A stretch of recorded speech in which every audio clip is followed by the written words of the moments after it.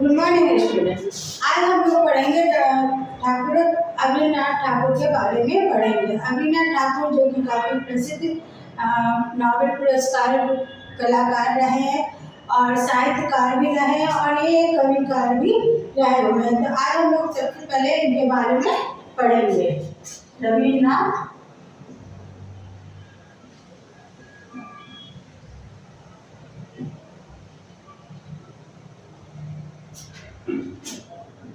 टैगोर के बारे में। वह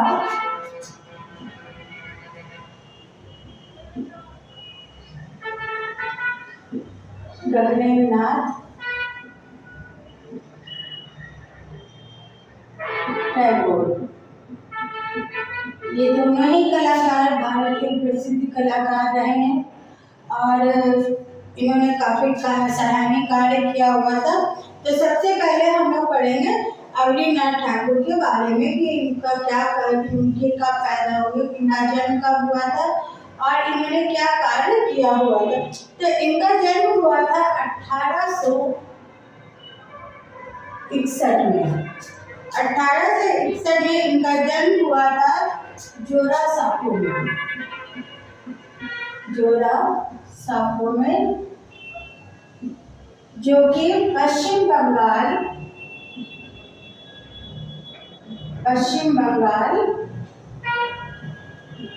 में है। पश्चिम बंगाल में है और ये एक कवि ये एक कवि, उपन्यासकार,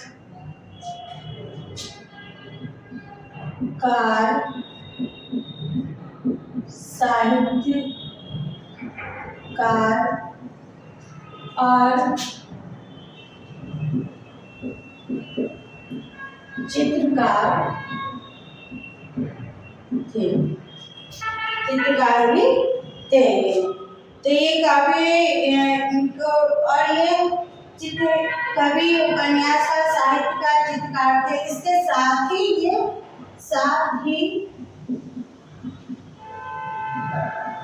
गीतकार भी थे। इन्होंने काफी गीत भी लिखे हुए हैं जो कि काफी प्रसिद्ध रहे और इन्होंने जो चित्रकला की जो स्टार्ट किया हुआ था, ये काफी जब वृद्ध हो गए थे तब इन्होंने चित्रकला की शुरुआत करी थी। 68 वर्ष की आयु में चित्रकारी शुरू की थी।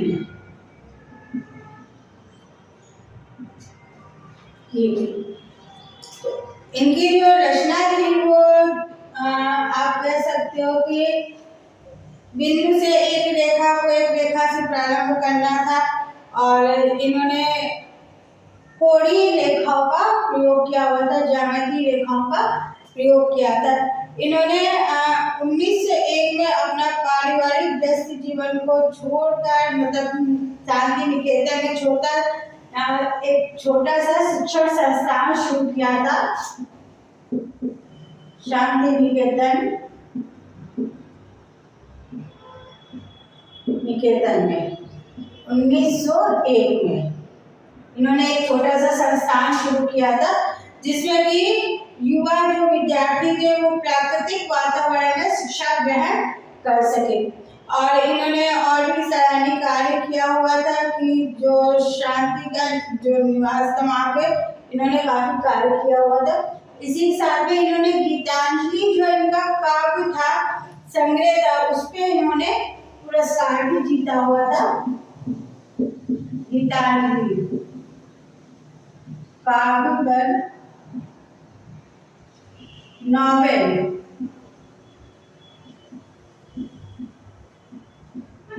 पुरस्कार प्राप्त किया था।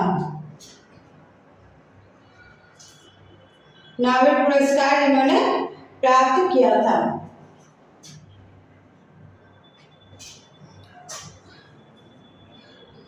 इसके बाद इन्होंने 1915 में नाइटेड की उपाधि भी प्राप्त करी थी। 1915 में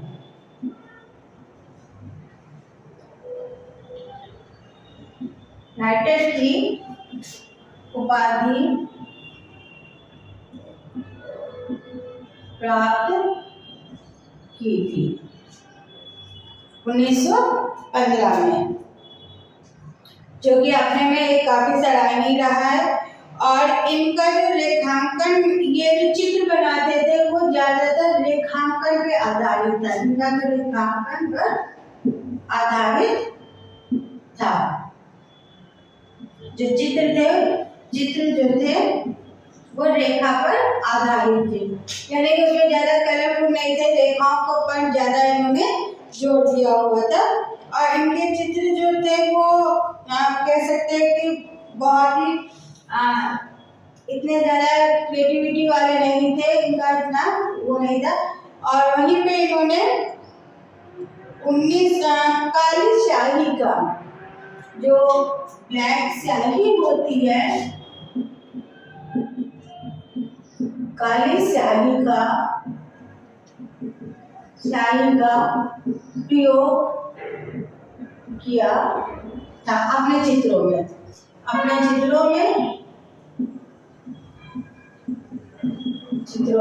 काली स्याही का प्रयोग करते थे। और इनकी जो श्रृंखला थी, जो चित्र बनाते थे, मुख्य जो थी वो ज्यादा इतनी उभर कर नहीं आती थी। मतलब इनके चित्र जो थे आप कह सकते थोड़े से डरावने टाइप के इनके चित्र बनते थे। और इनके मतलब जो हताश पुरुष होते थे, पिशाचनी टाइप के, इस तरह के जो भूत प्रेत के आत्मा वाले, उस तरह के चित्र होते थे। आपके जो चित्र होते थे वो मानव आकृति पर आधारित रहती थी, और नारी आकृति का भी बहुत ज्यादा, नारी आकृति का पर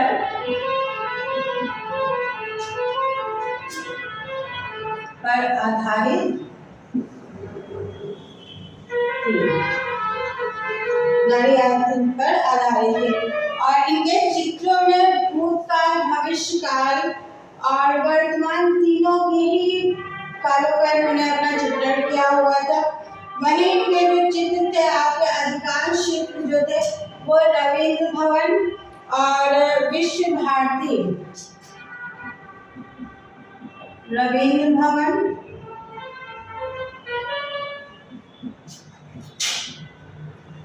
विश्व भारती में भी प्रदर्शित हुए हैं। और आपका विश्व भारती जो विश्वविद्यालय शांति निकेतन का है, विश्वविद्यालय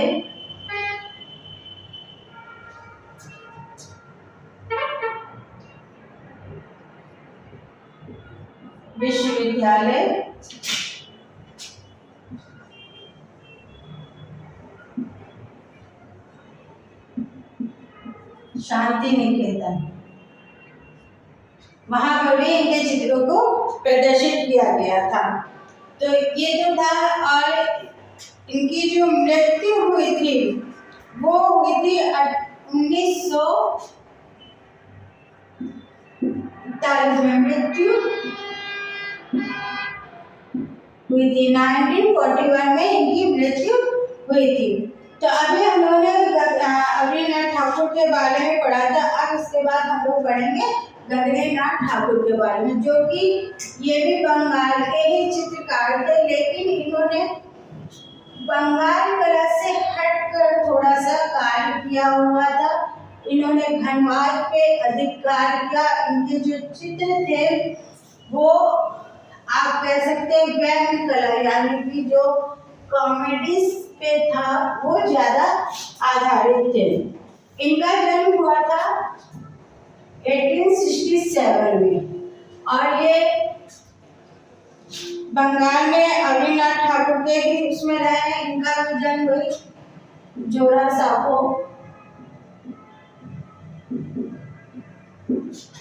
पश्चिम बंगाल,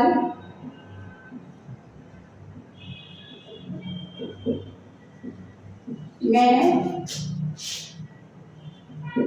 हुआ था और अवनीनाथ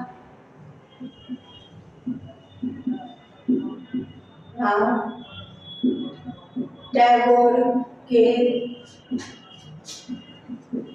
साथ थे।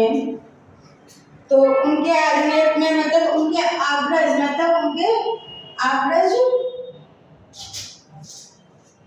अवनीनाथ ठाकुर के ये आग्रज थे। आग्रज मतलब छोटे भाई थे, आग्रज थे। और ये इनका जो पालन पोषण था वो रविन्द्रनाथ ठाकुर ने किया हुआ था। और ये बंगाल शैली से थोड़ा हटकर इन्होंने अपना चित्रण कार्य प्रारंभ किया था, क्योंकि इनमें जो क्या कहते हैं, इनका जो प्रयोग था वो घनवाद पर, घनवादी कला का प्रभाव था। तो इनके जो चित्र थे वो घनवाद पे आधारित था। तो मतलब कहने का इनके ऊपर पिकासो की कला का या घनवाद की कला का प्रभाव अधिक रहा है। और ये हास्य व व्यंग चित्रकार के रूप में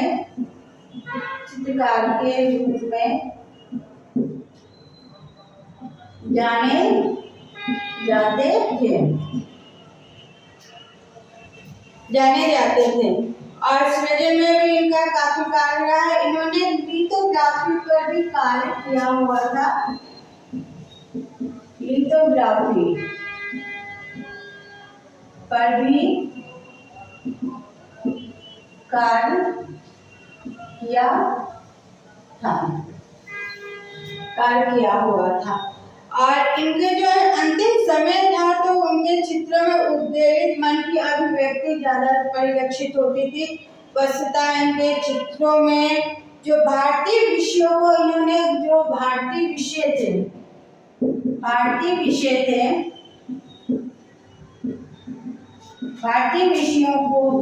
को घनवाद शैली में चित्रण किया था। तो कह सकते हैं इनमें मतलब बहुत ही ज्यादा घनवाद का प्रभाव रहा है और इन्होंने घनवाद पे ही अधिक कार्य किया हुआ था। वहीं इन्होंने temple cubist city in the light और द्वारकापुरी और द